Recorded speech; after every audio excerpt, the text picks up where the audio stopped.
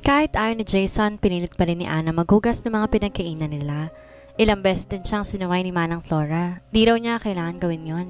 Pero desidido ang dalaga ipakita sa fiancé niya na kaya niya maging mabait tulad ng gusto nito.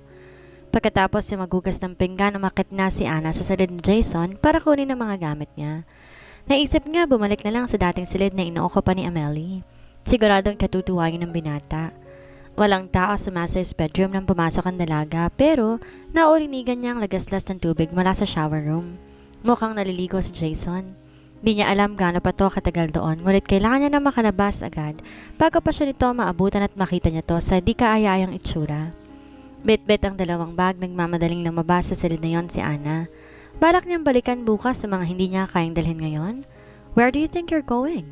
Napatigil sa malalaking hakbang ang dalaga nang marinig ang malamig na boses na yun ni Jason. Napalingon siya at nagtama mga mata nila ng peking fiancé. Bigla ang pagsinghap niya na makitang tayong kapirasong bath towel lamang ang nakabalot sa ibabang bahagi ng katawan nito. Nakita rin ni Anna tumutulo pa ang basang-basa nitong buhok nang umangat ang tingin niya sa mukha nito. Ang gwapo-gwapo talaga ng dim boyfriend niya. She can't deny that. Sayang lang dahil hindi para sa akin ang kagapuhang taglay niya. Agad naman sinaway ni Anna ang ideyang yon sa isipan niya at dahil sa mukha ni Jason nakatuon ang mata ng dalaga, di nakaligtas sa paningin niya nakakunot na noon ito na makita nito ang mga daladala niya. I said, where are you going? Bakit nag-aal sa balutan ka na? Humigpit ang pagkakahawak ni Anna sa dalawang bag na may katamtamang laki lang naman. Babalik ako sa room ko para di na kita maistorbo dito. Wala siyang narinig na sagot mula dito pero di nito ay nalas ang tingin sa kanya para tuloy siyang matutunaw. Umiwas ng direksyon ng mga mata niya dahil di niya na kayang titigan ng diretso sa Jason. Sige, aalis na ako. Nautal pa siya na magpaalam na siya dahil parang wala naman tong balak magsalita pang muli. Parang mas gusto pa yata nitong ibalandra sa harapan niya ang malamodelo nitong katawan kaysa ang pakikipag-usap sa kanya. Muli, tumalikod si Anna, tinuloy ang paglalakad palabas. Ngunit bumagal ang mga hakbang niya na may maramdaman siyang mga yabag papalapit sa kanya. Hanggang naramdaman na lang niya ang presensya ni Jason sa likuran niya. Nalanghap niya kasi ang humahalimoyak nitong sabong panligo, pati na rin ang shampoo nito na sigurado siyang katulad ng paboritong brand niya. Sunsilk Pink Tin user din pala siya, and that made her smile. No, hindi ka aalis? Nakakunot ang noong nalingon ni Anna sa Jason. Marino naman niyang narinig ang sinabi nitong yon pero di niya maintindihan ang ibig nitong sabihin.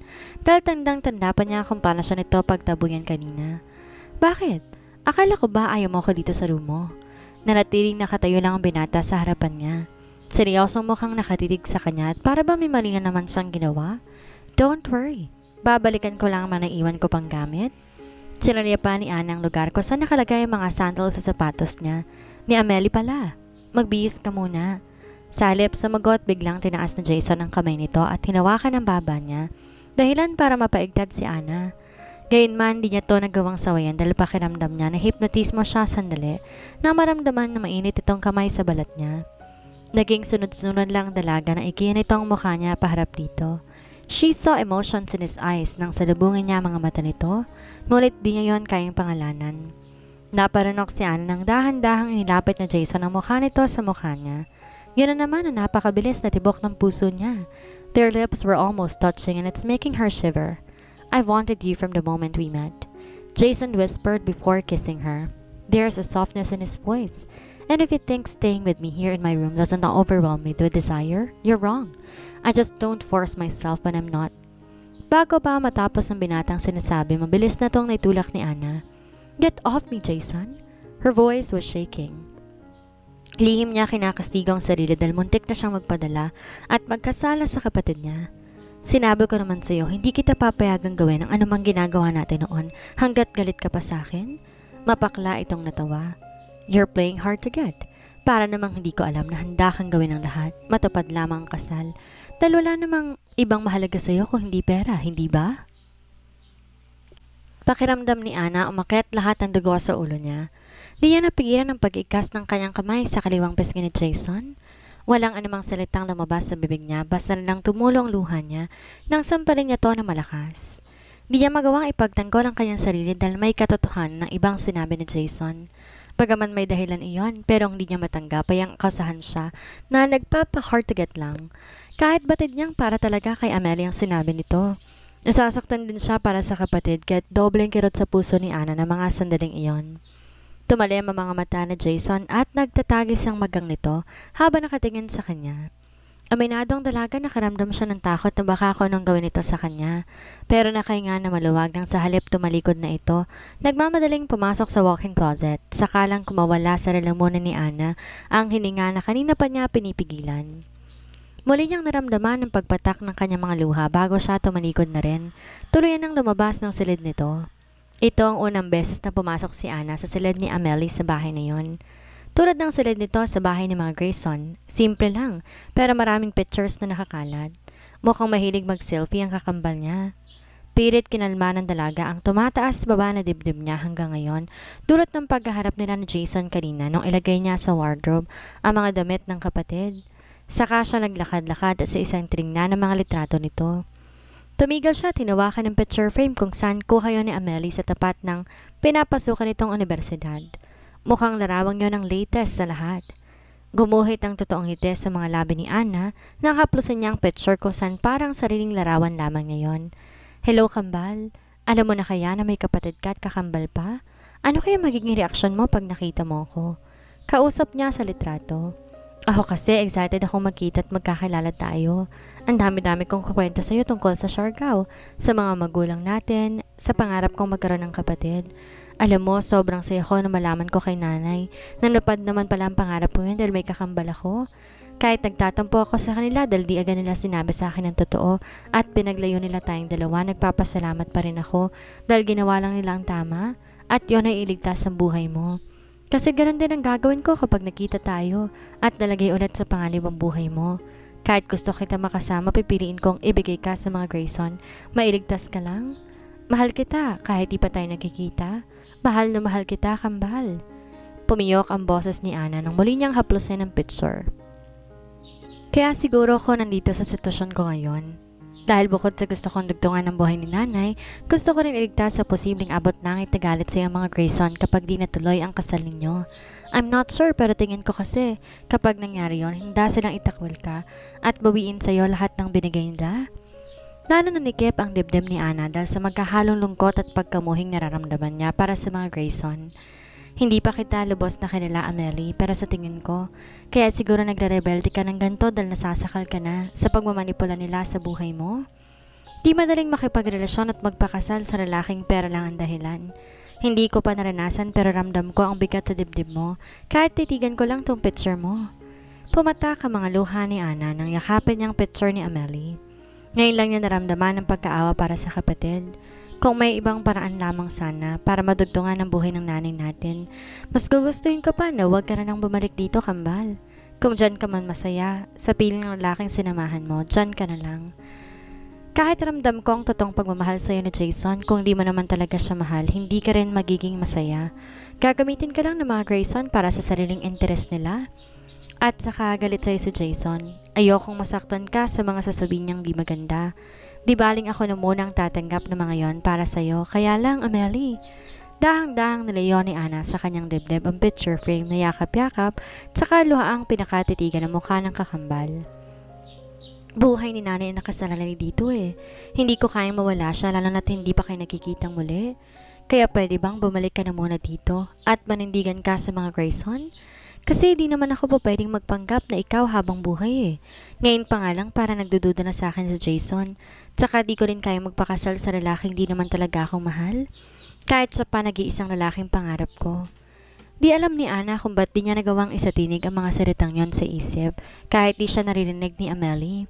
Kahit sa larawan lang sila magkaharap, nahihiya pa rin siyang aminin na may gusto siya sa fiancé nito. Di pa rin yun tama kahit wala naman talagang pagmamahal si Amelie kay Jason. Kapag ko ay mapait na nangiti si Ana nang maalala ang ginawa niyang pagsampal kay Jason kanina. Ang lakas ng loob niyang sakta ng binata gayong siya tong nanloloko. Tsaka feeling naman niya. Gayong maliwanag naman ang kapatid niyang dahilan kung ba't nasasaktan sa sobrang pagmamahal nito. I've wanted you from the moment we met, and if you think staying with me here in my room does not overwhelm me with desire, you're wrong. I just don't force myself and I'm not. Saglit na tigilan ang dalaga sa pagbalik ng picture frame sa kanilalagyan, nang tila tuksong bumalik sa isip ang sinabi nga ng binata kanina. Nalito siya sandali dahil ngayon lang niya naramdaman ang kakaibang dulot nun sa puso niya. Annabel, wag kang ilusyonada na naman. Si Amelie yun. Si Amelie ang tinutukoy niya at hindi ikaw? Bago pa man dalawin ng antok si Ana, naisipan niyang tawagan ng kanyang mga magulang para kamustahin. Sigurado sa mga sandaling iyon, hindi rin dadalawin ng antok ang mga to kakaisip sa kanya. Yan kasi ang unang beses na nahiwalay siya. Gayunman, sinikap ng dalagang gawing normal ang pakikipag-usap sa ama't ina. Walang kamalay-malay ang mga to sa totoong ginagawa niya rito sa Maynila. Dahil siguradong di siya papayagan kapag sinabi nila ni Mrs. Grayson ang tunay na dahilan ng paglawas niya. Ang paalam ni Ana, sasama siya sa mga Grayson para sa isang buwang trabaho na may malaking sahod. Sigurado ka ba anak na okay ka lang dyan? Nag-aalala pa rin tanong ng kanyang Nay Gemma. Tila hindi kumbinsido na sabihin niyang maayos lang ang lagay niya. Pinaniwala niya mga to na nasa poder lang siya ng adopted parents ni Amelie. Okay na okay lang po ako, nanay. Maayos ang pakikitungo sa akin ng mga Grayson. Ang ganda-ganda nga nitong silid na binigay nila sa akin eh. Nakagat ni Ana ang labi kapag kuwan. Di siya saray nagsisinungaling sa mga magulang. Nakokonsensya siya. At bukas po sasamahan nila ako sa magiging trabaho ko. Ano ba talagang trabaho mo dyan, anak? Bakit kailangan mo pang lumayo sa amin? Paano naman ang pag-aaral mo? Sabat naman ni Tatay Dante. Naka-loudspeak ang cellphone ng mga ito. Tipid na umiti ang dalaga. Huwag niyo ho akong problemahin dahil madali lang naman hong trabahong bibigay sa akin ng mga Grayson. Gusto lang daw ho talaga nilang makatulong sa kalagayan ni nanay. At tungkol naman ho sa pag-aaral ko, wag ho kayo mag-alala dahil semestral break pa naman ho ngayon. Pwede rin ako mag-enroll at mag-aral through online. Tutulungan daw ho ako ng mga Grayson para kausapin ng school. Palibhasa, walang ganong alam tungkol sa kolehiyo ang mga magulang dahil elementary lang naman ang natapos. Madali lang kay Anang kumbinse ng mga to sa bagay na yon. Pero nasasaktan siya dahil hindi niya gustong gawing rason ng pagiging walang alam ng mga to para lokohin, but she had to. Pasensya ka na kung pati ikaw nagsasakripisyo sa sakit ng anak ko, ha? Maya-maya emosyonal ng wika ng kanyang ina mula sa kabilang linya. Ito ang dahilan ba't namin tinago sa iyong tungkol sa sakit ko? Nay naman. Pilit pinasigla ni Ana ang boses kahit ng totoo. Naninikip ang dibdib niyang marinig ang pagpiyok ng boses nito. Kayo na rin hong nagsabi pamilya tayo. At ang pamilya nagtutulungan, diba? Malaki na ho ako. Hayaan niyo ho na ako naman tutulong sa inyo ni tatay. Katulad din na naging sentimiento ng kanyang nanay Gemma ang narinig ni Ana sa kanyang ama. Ngunit napaniwala niya pa rin ang mga to na walang kailangan ipag-alala sa kanya. Basta sabihin mo lang sa amin kapag hindi mo na kaya dyan. O kaya pag inahirapan ka ng mga Grayson anak, ha? Di ako magdadalawang isip sunduin ka dyan. Mariing bilin ng kanyang tatay Dante. Okay po, tatay. Nagahalo ang lungkot at ngiti sa mukha niya na tumango ang dalaga. Pero wag ko kayo mag-alala dahil kayang-kaya ko ho ito. Ilang sandali pa, tuloy na nga nakumbinse ni Ana ang ama't ina na maging kampante lang ang mga to. Kamusta nga pala dyan ang kapatid mo, anak? Maya-maya pa'y sabay na tanong ng kanyang mga magulang.